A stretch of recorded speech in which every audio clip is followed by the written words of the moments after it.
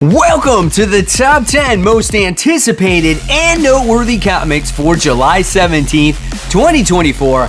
I'm Mike Spider Slayer. Welcome back to Comic Book Corner 2.0. Hopefully this list does help you make decisions on what comic books to buy because it's never too early to start that pull list for next week. And before we dive into it, guys, I just got to give a quick shout out to Whatnot. If you guys have not used Whatnot yet so far, go ahead, check it out. It's absolutely for free. There is a link in my description box below. When you create your own profile and then win your first auction on Whatnot, you guys are going to get a $15 credit. That's my gift to you. So if there's a particular comic book or something out there that you're looking to save a few dollars on, check out Whatnot today, and it does help support the channel, so thank you very much. All right, guys, so here we go. Let's dive into it with this week's book that's on the hot seat, and this goes to the Spectacular Spider-Man issue 5. If you guys saw my video previously on books that I was thinking of dropping, Spectacular Spider-Man is one of those books. It's kind of weird because I do like Humberto Ramos's artwork, and I do like Greg Weisman. For some reason, though, I'm not a huge fan of this opening arc when it comes to arcade and this AI intelligence thing and Miles and Spider-Man fighting each other. So I think what I'm waiting on is when we get done with this first story arc, does this book improve for me? Of course, it's just my opinion, but I want to know in the comments below, what do you think of this? This book is 28 pages for the price of $4. The book that's on the rise and continues to get better for me is Redcoat. This is issue 4. So Redcoat, of course, is a story about Simon Pure. He gets granted with immortality, and he's teaming up with a young Albert Einstein. In fact, he's 13 years old. Obviously, his immortality has come into question here, and the odds are against him. And I really enjoy this particular comic book. It can be a little bit dense at times, but it's fun. It doesn't really bog down the comic book at all. So I feel that if you're a history guy, I think you're going to like this book even more. But this has grown on me each and every issue. This one is a $4 comic, and it does have a wraparound cover. All right, so here we go, kicking it off officially with number 10. We have the return of Witchblade. That's right, guys. We have Witchblade issue 1. We have Sarah who returns. She has an all-new origin story. I want to see a raise of hands out there. How many of you guys read the old Witchblade series from the 90s when Image first got started? I was one of those people, right? And those covers were sexy. People really liked it. And I want to say the original Witchblade does have some value to it. But I want to check out this new one. They had a... I want to say they redid this series a few years back, and it wasn't half bad, but we'll see what this one has to offer. So 48 pages for the price of $5. Number 9, we have another X book this particular comic book week, and this is Phoenix. This is issue 1. The reason why this is not higher on my list is how many times have we seen Jean Grey as the Phoenix, and how many times has she had her own book already as the Phoenix? Quite a few, right? So it looks like now she is going to be teaming up with Nova at the edge of the black hole, and there's hundreds, thousands of lives that are hanging in the balance, and it looks like it's up to Jean Grey to help him out. So it looks like this is just going to be a story with Jean Grey not attached to any of the teams, and she's going to be on her own. Are you guys interested in this one? Let me know. 36 pages, $5. Coming in at number 8, we have the Incredible Hulk. This is issue 14, as we still get to see the journey of Hulk trying to, I guess, free Charlie from her curse that she's suffering in with this ongoing run of the Hulk. Now, it looks like we might get a little bit of the mother of horrors in this comic book, maybe the one that's behind this whole plan of taking over, I guess, or getting rid of Hulk from Banner's mind, or whatever the case may be. I don't even know. I just feel like the original plot of this story has been so drawn out, you almost forgot what the main plot of this whole thing is. Right now, we're so focused on Hulk trying to cure Charlie of this curse that you kind of forget about everything else. And it's kind of been like monster of the story arc each and every time. So we'll see what this story has to offer. Legacy numbering 795, 28 pages, $4. Coming in at number 7, we have Nightwing issue 116. Part 3 of 5 with Tom Taylor's conclusion. Tom Taylor's final arc, maybe I should say, right? So it looks like Dick Grayson has been set up to be Heartless, right? That was what you were led to believe at the end of the last issue. They like set him up and he's wearing a Heartless mask and he's got the gun, and that's kind of how the police wind up capturing him or trying to capture him, and you're like, oh crap. And Grayson's kind of just like, yeah, this is not me. So now where does Dick go from here? Is he exiled? Does he escape? Is he trying to clear his name, or is the Bat family trying to clear his name? I don't know. We only have a few issues left for Tom Taylor to tell his story here. Legacy numbering 303, 40 pages, $5. Coming in at number 6, we have the Invincible Iron Man issue 20. That's it, guys. The final issue of Duggan's run here. Now, the war with Orcus is over, so what does the future hold for Emma Frost and Tony Stark? I'm not sure, but I want to tell you what really made this run kind of special for me was the relationship between these two. If it was not for the relationship, this particular story would not be as strong, right? And I felt like Emma really gave Tony his personality back, it gave his confidence back, and they complemented each other really well, right? So I'm curious to see if this relationship continues or it falters.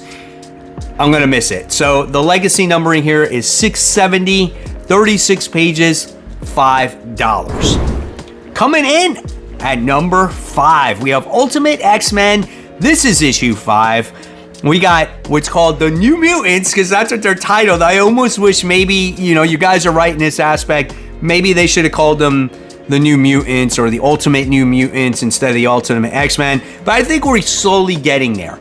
And I do like the direction of this comic as you're slowly getting introduced to this universe's like X characters, right? So we wind up getting to see Armor, we wind up getting to see Maystorm, we get to see Nico, and Scourge, I think, is the other one that just was most recently introduced. And now we're gonna get introduced to the villain in this comic book for the first time.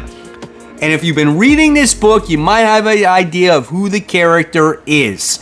And I'm excited for it. So this one is 28 pages for the price of $5. Coming in at number 4, we have Destro issue 2. So when it came to Destro issue 1, I feel like the book was a little bit slow for me. However, it was interesting to see kind of the ins and outs of Destro and how his whole weapons game is kind of changing. He's teaming up with Cobra Commander. He's not used to being the second in command. You got the twins that were introduced in there. The artwork wasn't as strong as I wanted it to be. And I found out, I don't know where I read this from. I think it was like in one of the articles. But the female that was introduced in the last issue, issue 1 in that comic, was for diehard Energon Transformer fans, as that female had an episode of General G1 Transformers cartoon where her and Power Glide kind of had a relationship with each other in one episode. That was what the girl's name was, and she was in that first issue. That's wild. I don't know if you guys knew that or not. I'm totally sidetracking because it always goes back to Transformers. I want to see a little bit more of the Energon stuff connected to it, but it is because you have Energon powering Destro's weapons, where Scarlet, there is no Energon universe tie-in yet.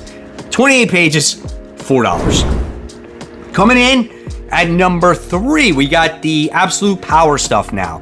We have Wonder Woman issue 11. So it looks like Wonder Woman is going to do battle against one of the Task Force 7 robots, which are Amazon robots that deplete the hero's powers, which I think is actually kind of cool. Tom King is writing this, and it'll be interesting to see how he writes this book without dealing with his main plot right now, right? That he's been writing. So I'm looking forward to the tie-in. We'll see what it has to offer. I'm excited about Absolute Power. I think it's been pretty solid so far with the Ground Zero issue and the issue 1. This needs to be pretty good for DC to get people excited about DC Comics again and the new direction. So we got 40 pages for the price of $5. Coming in at number 2, we have Superman issue 16. This is also an Absolute Power tie-in. If you've been reading all these books, this does not throw you for a loop, right? I know it interrupts your stories of what you've been reading, but Superman just got done with the House of Brainiac. So we have the return of Jamal Campbell to the Superman series. So this could be interesting. We also have a Superman going on a mission with Zatanna right now too. So if you've been reading Superman, there's no reason why you shouldn't check this one out. And it's got magic, and we know how Superman is with magic, right? So this is 32 pages for the price of $5. All right, guys, so here we go. Remember, after number 1, we're not done, as we have those noteworthy comic books to talk about, because these books might not be your most excited ones, and I still need to let you know that these other books exist, right? But my number 1 most anticipated comic book for the 17th goes to I Heart Skull Crusher. This is issue 5. This is the final issue, which you would have thought of originally of the story, but this is now the arc. Yes, if you guys did not know that, this story is now going to be an ongoing, and if I remember correctly, I think this continues in October again. Maybe it's a little bit later, maybe it's December.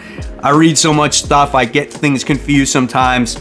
Nevertheless, it's returning for a volume 2, and this wraps up the story of a young Trini meeting up with her idol for the very first time, and things don't seem as sunshine, rainbows, and butterflies as she thought they were going to do, as she thought it was going to be, as she, originally thought of, right? I mean, she thought, oh, I'm going to meet my idol and things are going to be phenomenal, and Screaming Paintball is just not what it is. So I'm interested to see what this 5th issue has for me, and I want to know in the comments below, has this been a nice surprise for you guys? This book is $5. All right, here we go. Noteworthy Comics, kicking it off with Marvel, guys. We have the Immortal Thor Annual Issue 1. This continues the Infinity Watch storyline. So if you guys have been following that in the annuals, you're going to want to read this Thor.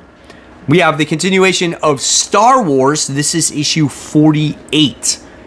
Next, we have the Amazing Spider-Man Blood Hunt. This is issue 3. Then we have X-Men Blood Hunt. Laura Kinney, the Wolverine. This is issue 1. More Blood Hunt. We have Blood Hunters, issue 4. Now, Blood Hunt is all getting ready to wrap up very soon here. We have Dracula Blood Hunt. This is issue 3. And then if you guys are interested in a Namor comic book, we have Namor issue 1. And then we have the continuation of Spider-Woman issue 9. Moving on to DC Comics now, we have Batman Superman World's Finest issue 29, as we are in the last story, or the last issue, with the whole Batmites and Doomites and all those other guys. Next, we have Titans issue 13, which has actually been pretty good for me the past couple issues. Then we have Catwoman. This is issue 67. Followed by Green Lantern War Journal. This is issue 11. Next, we have Hellblazer, John Constantine, Dead in America. This is issue 7. Then we have Dark Knights of Steel All Winter, issue 1. I guess this is an Elseworlds tale. I don't even know what to expect. Cover looks cool, so I guess I'll check it out. Then we move on to the indie comics. We have The Walking Dead Deluxe issue 93. Followed by Undiscovered Country issue 30. Then we have G.I. Joe, A Real American Hero. This is issue 308. Followed by Thundercats, Ho! This is issue 6. Then we have the Spawn Universe with Rat City, issue 4. Followed by Teenage Mutant Ninja Turtles Saturday Morning Adventures, issue 15. Then we have Teenage Mutant Ninja Turtles, The Untold Destiny of the Foot Clan. This is issue 5. But last but not least, then we have Dynamite's Red Sonja, issue 12. So there you guys have it. There are the most anticipated and noteworthy comics for July 17th, 2024. I want to know in the comments below what you guys are most excited about reading for that comic book week. And if you love the content, I'll leave you more content right here for you to click on. And of course, guys, remember, support the local comic shops. Keep buying, keep collecting, but always remember, read those comics so we can have great comic conversation. Thank you for watching, guys. I'll see you on the next one.